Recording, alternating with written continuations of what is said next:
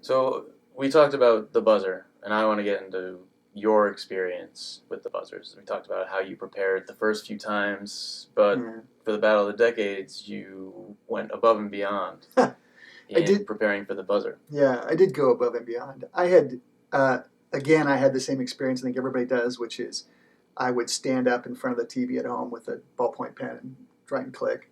It gets you used to trying to ring in, but it really can't prepare you at all for trying to react to stuff. And in 2004, I found a few online reaction time tester games, but all I had was like a game controller, a joystick. So I was trying to use that to kind of practice with, and I tried to do a little bit of that. But this time I realized, I was going to be 52 for the Battle of the Decades, 52 years old, and there's like a whole swath of like pop culture knowledge and stuff there that I just don't have. I haven't been tuned into pop music for 25 years probably. TV shows of the 80s and 90s that are like, or the 2000s now, that are like the mainstay of anybody who's 35 and on that show. I had no clue about any of that stuff, and I just thought I'm gonna need another edge. I'm not going to be able to out knowledge these people. And of course, I knew it was like Brad Rutter was in the 90s decade with me, and a bunch of other super smart people I'd seen. And I just knew I wasn't going to be any smarter than them, and then there were some areas in which eventually I was going to be dumber than the people from the 2000s. So I thought I just have to be faster than these people on the buzzer. So I have a friend named Doug Bieferman, who's a super engineer. I worked with him at Google, and now he's on his own. He's created a bunch of great language tools online and stuff. And he built for me a little app, a buzzer app, and that I taped some questions of Alex Trebek off TV, and I trimmed them down. I used an audio file to trim them down to the very, just his speaking. So it ended right when he ended the word, and he loaded that up on this app for me. And then I had another friend, as it happened, across the street, who was like a master machinist, and he built me a buzzer. And so I had everything I needed. I had a test buzzer, and I had this app. So we had about 4 months' time to prepare for the Battle of the Decades.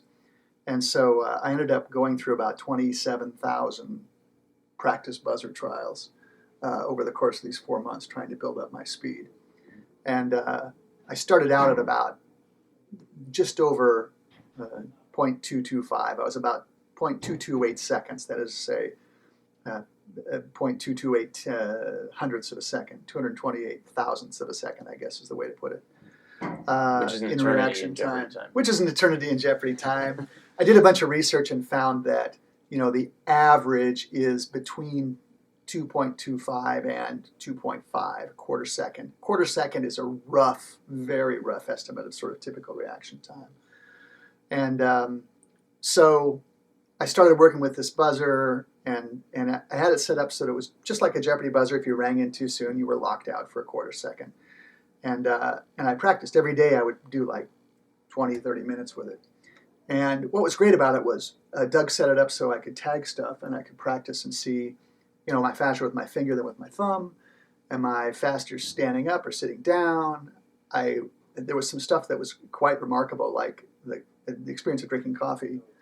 Like 3 minutes after you drink coffee, you can see your times improve, even though you don't feel any faster. I didn't really buy that it was going to work, but like my times dropped significantly.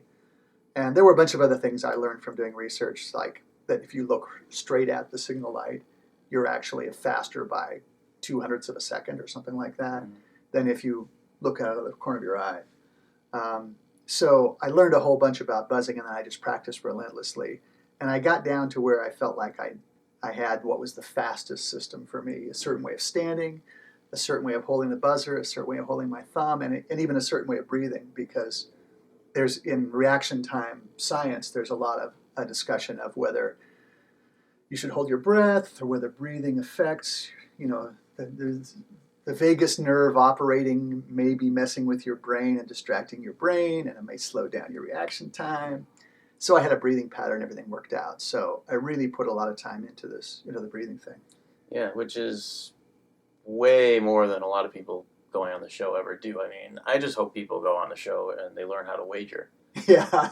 And you are talking about spending 20, 30 minutes a day practicing your breathing just so you can buzz properly and beat two other people on maybe one or two clues in a game. Yeah. That might be the difference between winning and losing. Who knows? So you took all that data and you boiled it down into a book, which I read, and it was really cool to see. You want to talk about that a little bit? Yeah, I'd be happy to. After the show, which, spoiler alert, I lost my first game on the Battle of the Decades, although I buzzed, I thought, very well. But I got beat by Pam Mueller, who played a great game. But after that, I sat down and wrote a book called Secrets of the Buzzer. And I put into it all of these things that I had learned, tips and tricks, and also how I believe is the optimal stance. And but I also put in a little argument in favor of watching the light, because over the years, one of my purposes was, if you follow Jeopardy message boards, you hear candidates or hear contestants talk. People always talk about they're freaked out by the buzzer.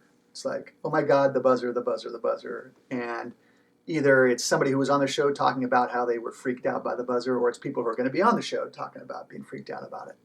And my main message is, you don't have to be freaked out by the buzzer. With a little practice and a little bit of just preparation for it, you'll be okay, you know. And I think it's an important message that for people who are going to be on the show is like, it doesn't have to be this alien crazy thing that you're frightened of. You know, it should be, you should be able to focus on the answers and not worry so much about the buzzer. Mm-hmm. I'm also a strong proponent of watching the light instead of timing the buzzer. I know most people these days seem to come down on the idea that you shouldn't even pay attention to the light at all. Just listen to Alex. I think that's completely wrong. I think by watching the light and training yourself, you can be much faster than people who time the buzzer. Yeah. So for those of you who aren't familiar, some people will time their buzzing off of, hey, Alex finishes the clue here. There's a pause of quarter, half, 3/4 of a second, and then they start buzzing. And it can be consistent because the person who's pressing the button is usually the same person throughout a game. But it could change from game to game. I'm not really sure. Yeah, that's right. I mean, Jeopardy never quite tells you exactly how it works, but what we know or think we know, what they say is that there's a judge whose job is simply to arm the buzzers. She or he waits for Alex to finish reading the question, and the moment he completes reading the question, she flips a switch that arms the buzzers. If you ring in before that, you're locked out for a quarter second. But if you wait and time it, you know, as soon as she arms the buzzer, the light goes on off camera, and you all try to ring in at the same time. Mm-hmm. So a lot of people feel like they can learn the pattern of the judge and somehow or other perfectly match how the judge is reacting to Alex. And I guess I shouldn't knock it, because a lot of people do say, and I know Brad Rutter, who is like the champ of all time, says that he, you know, doesn't pay attention to the light. But I think for the average contestant, I feel strongly that watching the light is the way to go. Yeah, and you're not saying that just off gut. You're saying that off of months of preparation and testing. Yeah, I've always watched the light, but yes, now that I've done it, you know, I certainly improved using the buzzer and the practice buzzer and what I learned, the app. I really improved my time by just about 1/10 of a second. That's a little bit of weaselly, because there were some variables that in there. But really, I improved to where right before I was on the show, I was down in like the 0.12 second reaction time from 0.22 reaction time. And that's a ton. I mean, that's a huge amount in Jeopardy time. Mm-hmm. And after the game I lost, I went back and looked at all the questions that I had rung in on, and I was actually won about 60% of the times that I tried to ring in. Now, there were a bunch of questions I just didn't know, which is why I lost.